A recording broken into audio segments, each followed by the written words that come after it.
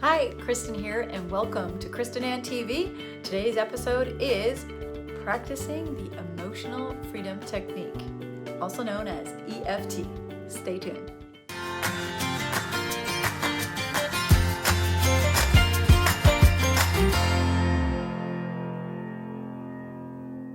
Hey, I'm Kristen. Great to have you here today, and I help busy single moms and entrepreneurs achieve financial success fast so they can live a rich life full of joy, peace, and abundance. And if you've been with me for a while, you know I'm all about finding, researching, and sharing ideas to get after your financial goals faster. I'm going to introduce you to the Emotional Freedom Technique as part of the first part of a 3-part training series I'm going to do. And if you're just finding me now, welcome. This is a favorite topic of mine, and I'm excited to share it.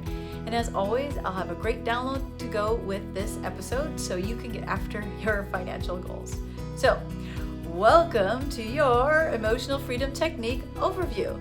This training is going to give you a better understanding of how and when to utilize EFT, also known as tapping, in your life.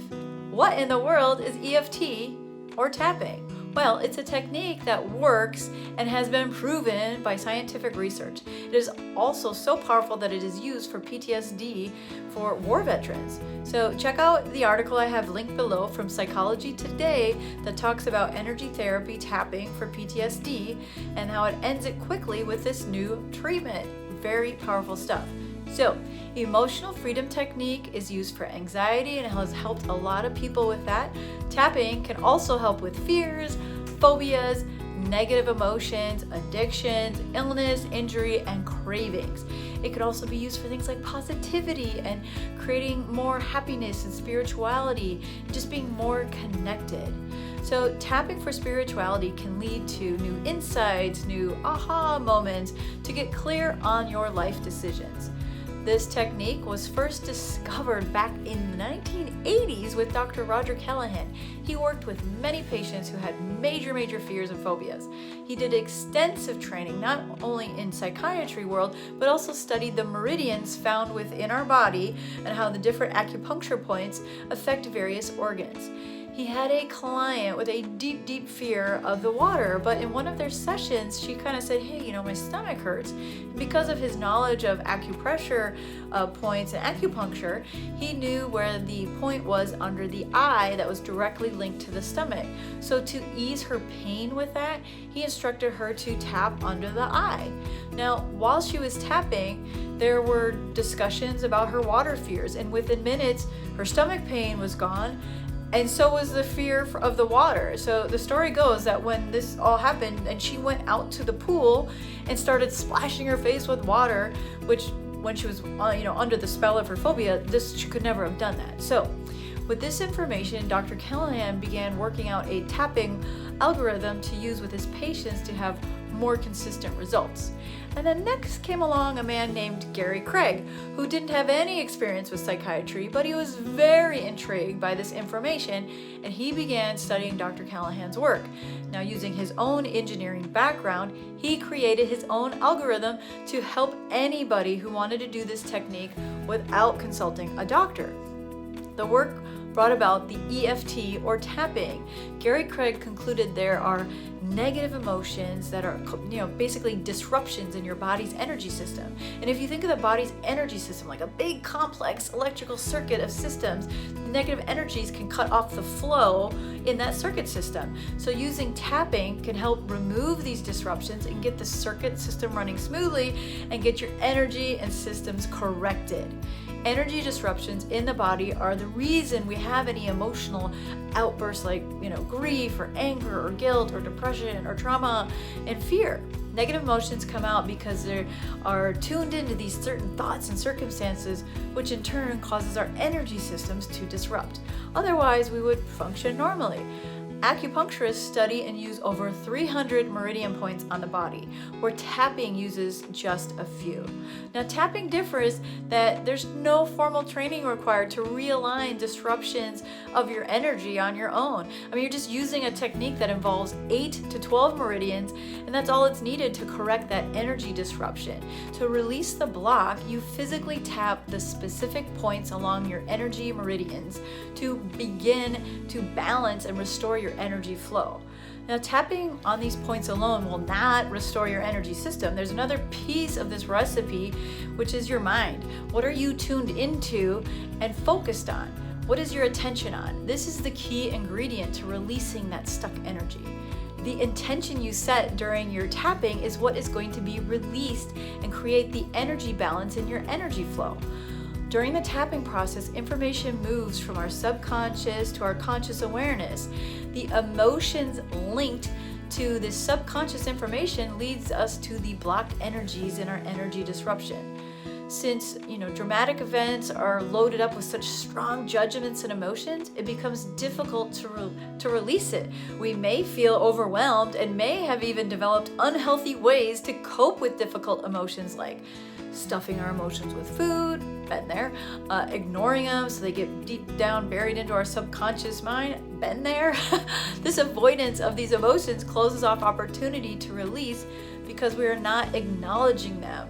And then this creates an eruption of energy and short circuits of our own electrical systems, which may explain when you get easily set off by something that's really not that big of a deal. It's because you have a bunch of other emotions you are suppressing. Now, your tapping and your intention during the tapping allows you to acknowledge your emotions, address them, and release them so you can go about your day feeling calm and burden-free. I mean, it's quite amazing. I was introduced to tapping early on when I was going through my transformational journey, and I really thought when I first was learning of this that it seemed a bit silly. I mean, I felt weird doing the tapping. It just did. I'm not gonna lie. But when I was asked if I had any strong fears or phobias, the first thing that popped into my mind was, yes, I have a strong fear of snakes. So I thought, what the heck? I'll give it a try. It would be nice not to have a fear of snakes any longer. I mean, I never had a traumatic event as a child involving snakes. I just never liked them.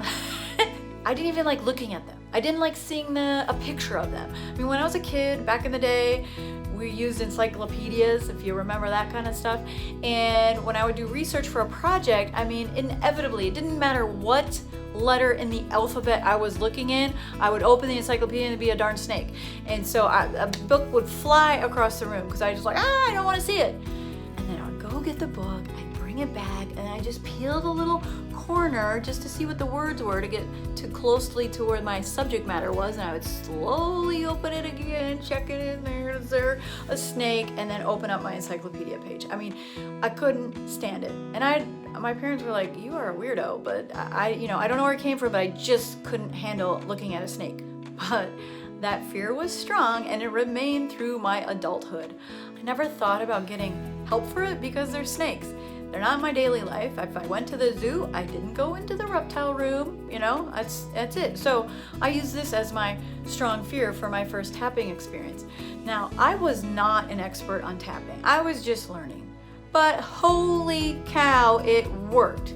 Now, I'm not gonna go out and get a pet snake or anything, but I'm no longer frantically trying to find the remote control to change the channel because I don't want to see the snake on that whatever commercial or show. I mean, I don't chuck pictures across the room like I did as a kid.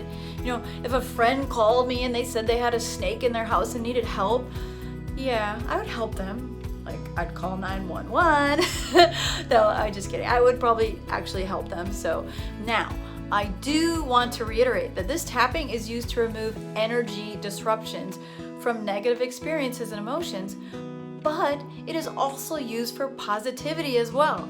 I like to use tapping to release emotions and create clarity in my life. I use it to clear a block for things ranging from procrastination or taking action, to getting, helping bring up good ideas from my unconscious and subconscious and discover how I can, make things happen. And I do that using tapping. As you begin to bring this tool into your life, you'll discover what really works best for you.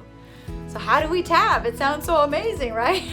Well, in the next lesson in this series, I'll go into how to do the tapping and provide scripts you can use to help remove blocks towards reaching your financial goals. You can check it out at www.kristen-ann.com/35. In the meantime, download my EFT tapping points diagram to familiarize yourself with the tapping points by clicking the button below or the link below at www.kristen-ann.com/34. I look forward to hearing all about the success you have as you create the life you love. Question of the week: do you have a fear or phobia or negative thought pattern you'd like to clear? Declare what it is in the comment section below or simply type a yes. As always, please share this lesson with someone you think who may benefit from this information, because the more we know, the better we do. If you like this information, please subscribe to my YouTube channel and hit the notification button. You'll be alerted every time I release a new video. And as always, please lead with gratitude. Have a wonderful week. Take care.